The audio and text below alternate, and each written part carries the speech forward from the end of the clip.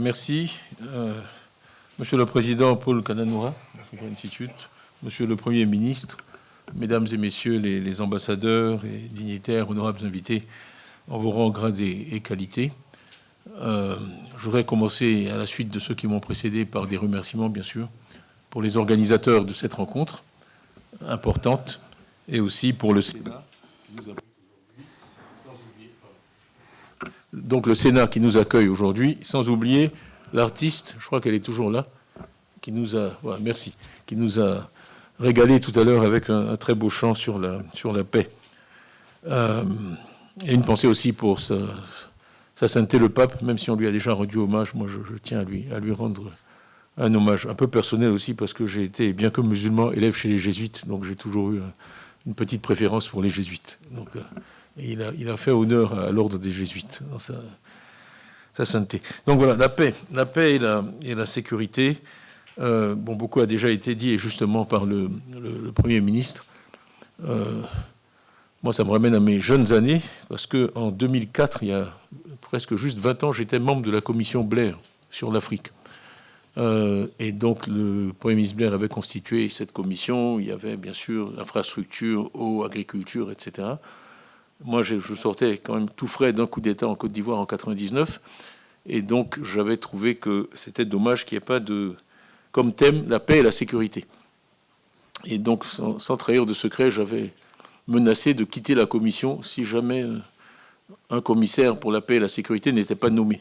Ça s'était terminé dans une réunion assez agitée avec Gordon Brown et Tony Blair. Et finalement, ils m'ont fait l'honneur de me nommer donc commissaire à la paix et la sécurité. Donc, mon histoire avec la paix et la sécurité est ancienne. Et si vous consultez les membres du PDCI, qui est le parti que je préside en Côte d'Ivoire, je regardais tout à l'heure le programme qu'on prépare, le programme présidentiel qu'on prépare. Le premier thème, c'est une Côte d'Ivoire en paix à l'intérieur de ses frontières et en paix avec ses voisins. C'est le premier thème de notre programme présidentiel. Donc la paix, c'est une évidence. C'est un préalable, une condition nécessaire à toute activité et à toute vie humaine. C'est donc le bien le plus précieux et l'objectif le plus noble de toute action politique.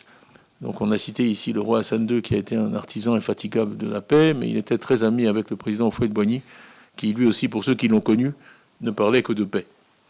Et de paix, et de paix, et de paix. Donc je vais juste faire peut-être quelques observations venues de l'expérience sur la paix. Une première, je vais parler deux ou trois thèmes. La démocratie, la décentralisation et peut-être un peu le commerce des armes, etc.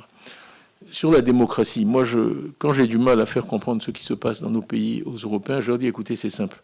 Imaginez qu'on veuille élire un président de l'Union européenne avec pouvoir exécutif. D'accord ?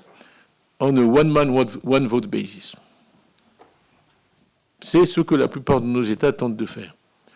Quand vous voyez la diversité historique, culturelle, sociologique, économique qui existe en Europe, le Portugais va dire, mais enfin, cette personne qui a été élue, il y a un paquet d'Allemands, qui sont 80 millions, et les Français 60, qui ont voté pour lui. Moi, avec mes 10 millions, je représente quoi ? D'abord, il ne parle même pas ma langue. Il n'est jamais venu au Portugal. Il ne connaît pas mes problèmes. Donc, même s'il a eu 50% plus une voix, moi, je ne le reconnais pas comme chef de l'État.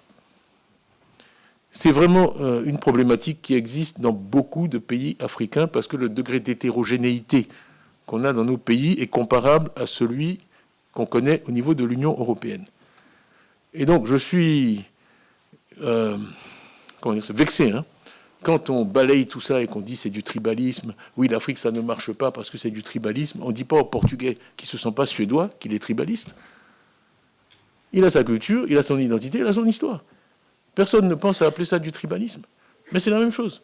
Prenez la Côte d'Ivoire, il y a 65 ethnies. Les gens de l'Ouest, là-bas, les ouais, le docteur Mathias, lui, c'est un ouais. Bon, on a rencontré ces chefs traditionnels, ouais, mais ils ont toute une culture. Là, ils demandent à me voir, ici à Paris, 400 d'entre eux. Et vraiment, quand vous parlez un ouais, Côte d'Ivoire, c'est tout petit à l'échelle africaine, vous parlez un ouais, et vous allez après chez les Koulango, là-bas, ou les Abrons, à l'autre bout du pays, mais c'est comme si vous étiez sur des planètes différentes. Là-dedans, il y a des cultures matriarcales, des cultures patriarcales, des cultures où la propriété de la terre est commune, des cultures où la propriété de la terre est individuelle. Vous prenez tout ça, vous jetez ensemble, et vous croyez que parce que vous avez mis un bulletin dans une boîte, vous avez une démocratie, même si vous avez une belle constitution. Ça ne va pas marcher. Donc il faut réfléchir à quelles sont les conditions nécessaires pour que ça marche. Parce que malheureusement, le vote a été générateur de conflits. Je ne vais pas parler de la Côte d'Ivoire actuellement, sachant que je viens d'être exclu de la compétition présidentielle. Mais il faut croire que, bon, enfin, on dit ceux qui ignorent l'histoire sont condamnés à la répéter ou à la revivre. Mais c'est vraiment une ignorance complète des leçons de l'histoire qu'une décision aussi pathétique a été prise. Bon, passons. Tout ça habillé de maquillage réglementaire, légal, etc. Bon, on pourra revenir là-dessus si ça vous intéresse. Mais mon point, donc, c'est de dire que, et j'utiliserai l'Afrique du Sud comme exemple, quand vous avez une minorité qui accapare le pouvoir, qui accapare la rente économique et qui contrôle tout, si vous voulez sortir de cette situation, il faut absolument protéger ses droits dans l'exercice de sortie. Et je dis, pour moi, les Blancs en Afrique du Sud, c'était juste une autre tribu. Ils étaient là-bas depuis 200-300 ans, c'est comme n'importe quelle tribu africaine. Et ils avaient accaparé le pouvoir, comme font beaucoup de tribus africaines, quand le président émane de leur rang. Hop, on prend tout. Bon. Et après, on est coincé. Il n'y a pas d'alternance possible. Parce qu'on dit, oh là là, mon Dieu, si les autres là arrivent, nous, on est fichus. Donc, là où je veux en venir là-dessus, c'est sur la protection des droits des minorités. Je crois que c'est essentiel d'inscrire dans nos constitutions une vraie protection des droits des minorités, parce que c'est une condition du bon fonctionnement de la démocratie. Tant que vous ne ferez pas ça, vous aurez des groupes qui vont se battre les uns contre les autres à un moment. Bon, je vais parler de la Côte d'Ivoire. Prenons l'histoire récente. En 1995, vous avez en gros eu un président qui est Bédié, qui a fait face à une coalition entre Alassane et Gbagbo, donc l'Ouest et le Nord. Boum, c'est tombé. Ça, vous avez eu un président de l'Ouest qui a fait face à une coalition du Nord et du Centre, donc les Baoulés, il est tombé. Aujourd'hui, vous avez un président qui fait face à une coalition qui, lui, est du Nord, du Sud et de l'Ouest. Et bon, je vous laisse tirer vos propres conclusions, ça ne va pas marcher. Ce sont des équilibres instables. Parce que dès que vous faites ça, vous avez une coalition immédiate des autres contre vous. Et à la fin, vous perdez. Donc le seul équilibre qui marche, c'est celui où tout le monde se sent impliqué et tout le monde a quelque chose à perdre ou à gagner. Désolé, c'est un long développement, mais ce sont des sujets pour moi très vivants et qui empoisonnent la vie politique de tous nos pays. Et derrière ça, il y a le problème du partage. Vous avez beaucoup parlé des ressources minières, je suis totalement d'accord. Moi, j'avais beaucoup travaillé avec Paul Collier sur tous ces problèmes-là. Les problèmes du partage équitable de la rente minière ou agricole, et ça, est aussi au cœur du problème. Parce que toute ressource minière se trouve sous un sous-sol, et bien si ceux qui sont là, qui constituent un ensemble ethnique, ne se reconnaissent pas dans la communauté nationale, disent nous on va juste prendre ça, et puis bon, on va prendre tout le pétrole, on va prendre tout l'uranium, on va prendre tout le cobalt, et puis on va faire sécession, on ne va jamais s'en sortir. On va jamais s'en sortir. Donc le deuxième thème de notre programme économique, ça a été économie et équité. Parce que parler d'économie sans parler d'équité, c'est vraiment perdre son temps. Ce qui compte, ce n'est pas seulement la création de richesses, c'est comment on répartit ces richesses et que les règles de répartition de ces richesses soient acceptées de tous. Donc je ne veux pas inquiéter trop notre animatrice, je vais m'arrêter. Mais je ferai juste un dernier commentaire.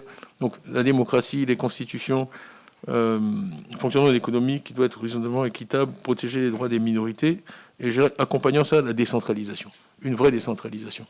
Moi, tous les ensembles de taille raisonnable que je connais, qui fonctionnent et que je respecte, sont des entités relativement décentralisées.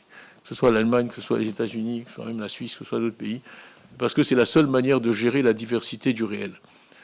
Si vous voulez mettre des systèmes centralisés là-dedans, et ça, je dois dire que quand on est de culture française, c'est pas un réflexe naturel, la décentralisation, la vraie décentralisation, vous n'y arrivez pas et vous avez des systèmes qui sont générateurs de conflits, où vous allez de crise en crise, de problème en problème. Les migrations ont été mentionnées, donc je vais passer là-dessus, mais c'est aussi un gros sujet, on pourra y revenir. Et peut-être un mot quand même sur les armes, parce que c'est une évidence de dire toujours qu'il n'y a pratiquement pas de fabricants d'armes en Afrique. Pourtant, il y a beaucoup d'armes en Afrique. Donc il faut quand même s'interroger sur les mécanismes de financement et les mécanismes d'échange qui font que tant d'armes trouvent leur chemin entre les mains de personnes sans moralité, sans éthique, trop jeunes et trop agressifs. Donc c'est tout ça, c'est tout ce cocktail-là qui, je pense, conduit au conflit, sachant que, et je finirai un peu là-dessus, l'Afrique, c'est 54 pays, 1,4 milliard d'habitants aujourd'hui. Moi, ma statistique préférée sur l'Afrique, ce que je dis quand je veux faire comprendre aux gens nos problèmes, c'est que c'est 30 millions de kilomètres carrés. Donc si vous allez sur Google, vous prenez l'Afrique, vous pouvez mettre dedans les USA, la Chine, le Brésil et l'Inde, et il restera de la place. Ça, c'est le seul moyen de faire comprendre aux gens la taille de ce continent qui, dans les projections de Mercator, est représenté à une portion de sa taille. On sait tous que les vraies cartes du monde à l'échelle réelle, l'Europe est comme ça et l'Afrique est comme ça. Bon, voilà. Quand un vol Londres-Hong Kong, c'est 11 heures. Quand vous volez 11 heures du Caire, vous êtes au Cap. Voilà. Donc c'est quand les gens me disent, mais oui, vous êtes tous en Afrique, c'est que la distance est la même qu'entre Londres et Hong Kong. Vous croyez qu'il y a quelque chose en commun entre deux endroits aussi éloignés géographiquement. Donc l'Afrique, je n'aime pas parler de l'Afrique parce que c'est justement vous parler dans des généralités d'une réalité qui est extraordinairement complexe. Mais même ça, c'est un message qu'on doit arriver à faire passer.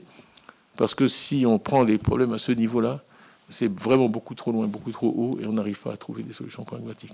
Mais je pense qu'avoir des démocraties qui marchent, avoir des systèmes de répartition des fruits de la croissance, etc., qui sont raisonnablement compris par et acceptés par les populations, et avoir aussi un consensus quand même pour faire que ce soit plus difficile qu'aujourd'hui de financer des armes et d'échanger des armes et d'obtenir des armements sur le continent, ce sont des conditions qui peuvent permettre d'arriver à une meilleure situation en Afrique, ce que j'espère voir de mon vivant. Voilà, je vous remercie pour votre attention.